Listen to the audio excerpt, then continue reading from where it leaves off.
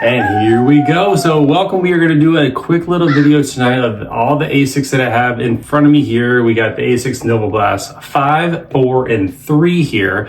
And I just thought it'd be kind of fun to go through each one and just kind of go line by line, difference by difference, and see how the NOVABLAST, one of my favorite shoes, has evolved from the 3 all the way up to the 5, okay? Now, this shoe has been around, oh gosh, I want to say since, is it 2020 when the 1 came out? Please don't quote me on that, but I think it's really been like every year the NOVABLAST has come out from ASICS, and I think it's now one of their like flagship shoes that a lot of other shoes in their line are pivoting from in design after.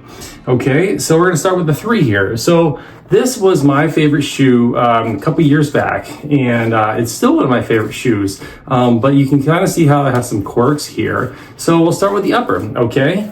All right, so we have a jacquard weave upper here, and I remember being very, very comfortable, but kind of scratchy at the same time. As you can see, there's quite a bit of flappiness to the material up here as the uppers want to come together on both sides, and that wasn't all too big of a deal. It did fit me well, but it can be, not great for some people. And there's a nice little bit of stretch to it, as I recall. So coming over here to the NOVABLAST 4, this right here, this 4 was one of my favorite shoes last year too. And here we are again. And you can kind of see how the uppers have definitely changed from the 3 to the 4. A lot of design features going into the 4. It feels a little bit more refined, definitely a little bit more soft, and not quite as stretchy, but also at the same time a little bit more structured. So I thought that was interesting. Now moving over here to the 5, and this is probably the softest Goldilocks style of them all. At the same time, you can see how this toe box has definitely matured, especially in the front here, where there's a lot of material kind of supporting that toe box up and away. And it's kind of the same thing on the 4, but not nearly as much. Over here, you can definitely see a lot more material going on, and that is keeping that material up and away from the toes of the user there. It was very, very comfortable, as I remember. And then the ventilation has definitely changed, going from the 3 to the 5 here. I mean, it's barely recognizable from the 2 here. But that is the evolution of the shoe, which is super exciting. And I forgot, I usually start with the laces. So we're going to pivot now. We're going to go to the laces. So I remember these laces, in fact, feeling them right again. Now, the laces on the 3 are probably my favorite, and they're still one of my favorite laces. This feels like a jersey knit t-shirt, and it's got like this fluff to it. It's really, really pillowy and soft. I remember that being a very, very pleasant sensation. And the laces here of the 4 and the 5, I feel like are maybe the same, where the 4 is a little bit slicker than the 5. And they're about the same as far as the puffiness goes.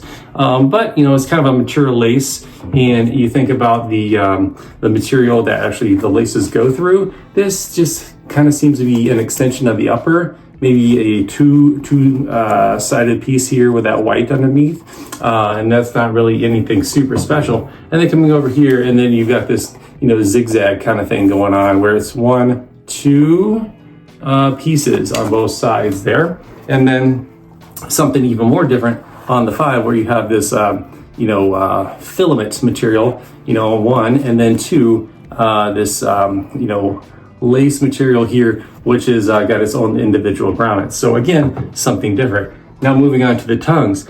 So I remember the tongue of the 3 being so dang excessive. It was a lot. It was a lot of tongue, but it was like up and away, and had this like little crack here, and it was kind of palpable. I could feel it, but it, to me, was not that big of a deal. It was a fun tongue, but it was super noticeable, and it wasn't great for a lot of people. And then here comes the 4, and I really enjoyed the tongue here, but it doesn't extend a ton, which, I thought I'd be saying that I wanted less of the extension, but coming over here to the 4 and the 5, there's really no extension at all, and that was kind of frustrating. Not as bad on the 4, but especially on the 5, where the tongue would want to slip down into the shoe as I was putting it on. But, whatever. It's it's not a big deal. You know, you can always adjust, but I like things to be, you know, efficient and get on there, you know, without any fuss, okay? And then even this one, I like, it's already retreated back in there, and I gotta go to the other shoe to find it. It's got this interesting, and I don't know if this is a plus, where it says NOVABLAST right here. Not sure if you can see, but it connects down here and works its way up. It's this top loop, and it restricts the tongue from coming up and and towards me. So even if you wanted to bring it towards you, you can't, because you got this band of material right here, this loop, keeping that tongue in place. Now, I get potentially what they're trying to do. They're trying to keep that tongue from slip-slopping around. But I'm not loving it. I don't know, it's like pulling on a sock that's like sagging down. I like pulling the tongue towards me to give me just a little bit of reassurance, even though sometimes you get this little puckering going on down here. But that's just me. Okay, now moving on to kind of the around the heel and ankle portion of the foot with the shoe. You know, feeling here the pillowiness, especially towards the back, but not so much towards the sides on the 3. Coming over here to the 4, definitely a lot more pillowy effect going on to the 4 here, and then moving over here to the 5. I would say that the 4 and the 5 have a comparable amount of padding. I would say, if anything, that the 5 definitely has a lot more padding than the 4, to the point of it being really, really plush. Now, the NOVABLAST, it's not really, I don't want it to be an overly plush shoe. I want this shoe to be the in-betweener that I remember it being, something that I can go slow and go fast in. And I don't need a whole, you know, big, you know, bunch of material. This is not my easy day shoe, even though it can be done with that. But I think that the 4, you know, just had a little bit more of that nimbleness, balance with the comfort plus the ability to go fast, as well as, you know, still feeling secure in the shoe. So it was a good mix here in the 4. Okay. All right. And so let's actually pull out the inserts of the shoes and have a look here. So I'm all about pulling out inserts of the 3, and we're gonna go over here to the 4. You know, I can already feel how things are changing along the way here. And here we go to the super latest one, this 5 here, and oh my goodness, I mean, like, all right, here we go. That's interesting. So we have the NOVABLAST 3 here. It's not, actually, it is quite thick, and it does have quite a bit of structure to it. I remember this insert being very, very nice here, and it just works very well with the shoe. And you can see how on the arch, how it really like goes up into the foot and stays put. And then coming over here to the 4, a little bit less structure, which is interesting. And actually it feels a little bit thinner overall than the 3. And then moving over here to the 5, it feels a little bit more like this 3, which is really interesting how they kind of went back and forth with the tongues of the shoe. And that's kind of why we're doing this video, to have a side-by-side of what is going on. So very, very interesting stuff. Now, just thinking about the shoes, you know, the 3, I remember it going on and it just feeling like this really nimble, quick shoe that just seemed to want to go fast, and it had a very particular way of putting me, especially on my toes, and just wanted to keep me there. And it didn't really feel like it wanted to do anything else. It was very unilateral, I guess is the word, in that way. And then kind of moving into the 4, the squishy heel of the midsole with the 4, you know, really allowed it to be a little bit more balanced, in my opinion, for, you know, the forefoot, midfoot, as well as those rear foot strikers out there. So that's interesting as far as like some of the geometry of the shoe. Now I'm going to put the drops, the stack heights, and then the weights on your screen now, as according to the men's size 9. So we can just kind of save some time here. But I feel like, you know, just feeling the shoes, that the weight has gone down. But if anything, I would say that the NOVABLAST 5 feels a little bit lighter in my hand in this men's size 11 US here. All right. And then having a look at the foams going from the 3. So this one here, this 3 is the Blast Plus. And I remember when this shoe came out that the FF Blast Plus was like the foam. It was like, you know, big and bad, and it was just super springy and bouncy and nice. And then you move over here to this guy, and this is again the FF Blast Plus, but it just felt a little bit more airy, a little bit more springy, and a little bit more well-rounded here on the 4. And then now we move over here to the 5, which is this FF Blast Max, a completely different foam. And you heard in my video before, I don't really enjoy how squishy this foam is. It doesn't remind me at all of these over here. And that's just my opinion. You know, a lot of these foams, they give back energy as you put energy in, and I just simply did not feel that with the 5 here. So it is what it is. And so, you know, finishing off of the foam, I'm just having a look at kind of some of these design elements here. So we'll start here, and I'm just kind of looking at the shape of the back and on the sides of the 3 here. So look how angular this is. This has got like a nice little point here to it. You know, the back is going here, and it has a very distinct look and shape to it, and these little sidewalls here and the heel area, and then really nothing as it kind of goes down below. And it's got this triangle peak here, which is super fun.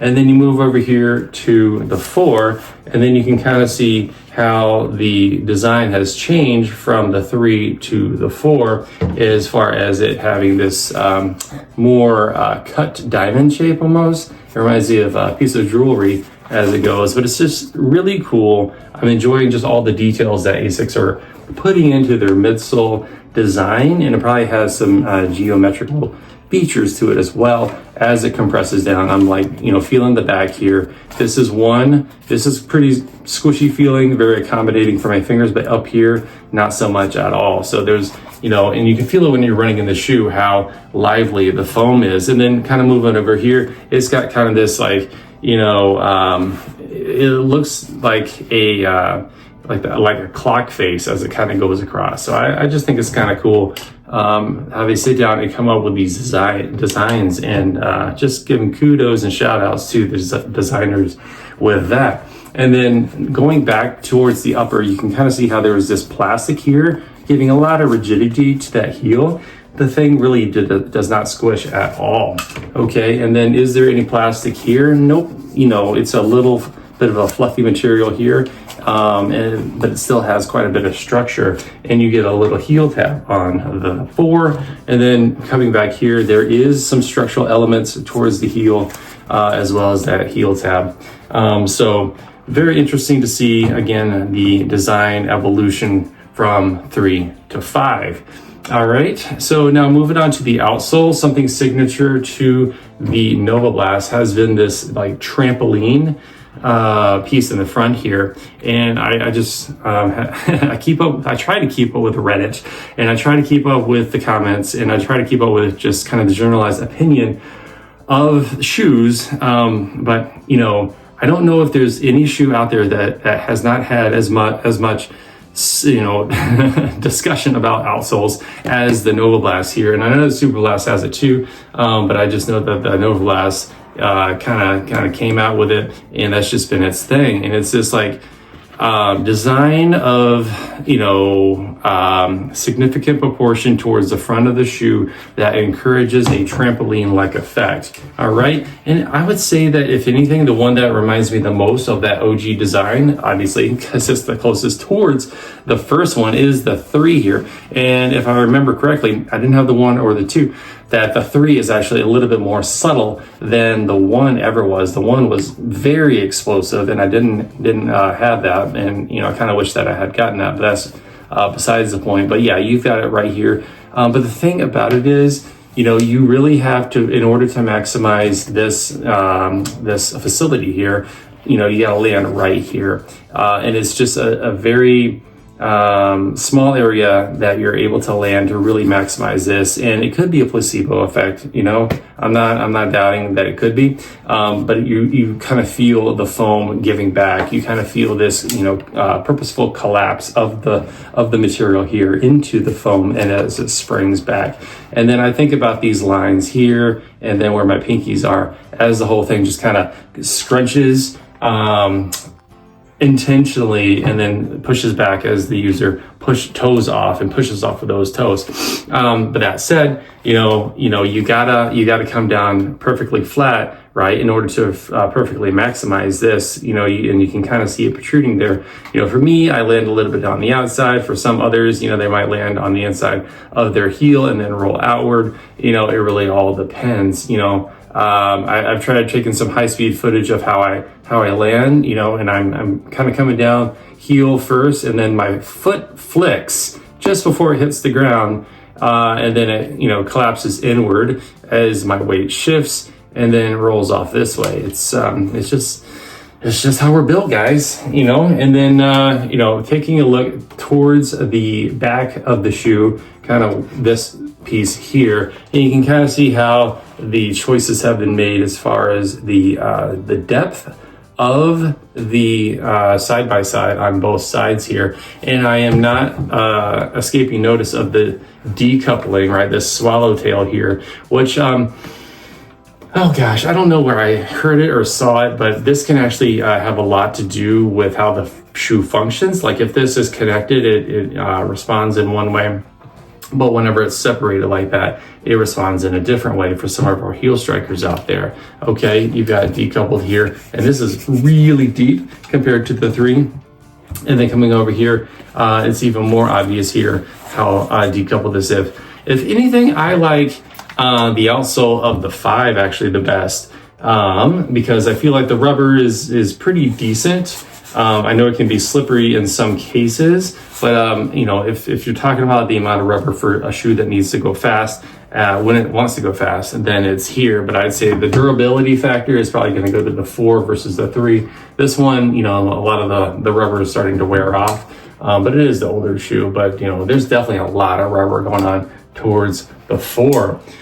Okay, that is it. So this video, I didn't know how it was going to go, what direction I was going to take it. I was upstairs and I was thinking about just different materials going on with shoes and what are some of the choices as far as what manufacturers, you know, have available and what they end up coming up with. You know, like I'm interested in knowing, you know, what is the knitting pattern of the lace here, you know, versus the knitting pattern that winds up being this, you know, really getting into the nitty gritty for some of these design elements, as far as, you know, like as far as the choice for the weave here, like, you know, what were the limitations and something that encouraged a pattern like this. I don't know. I'm just kind of geeking out here with this stuff, and I think that's what we're all about, guys. So this is the Runner Supportive. I know I changed the name of the channel, and basically the whole impetus behind that is I want to make content that is supportive of the sport of running, and especially you guys, the runners out there making it happen, and supporting you in whatever way I can through reviews of gear and, you know, recipes, you know, for better, for worse.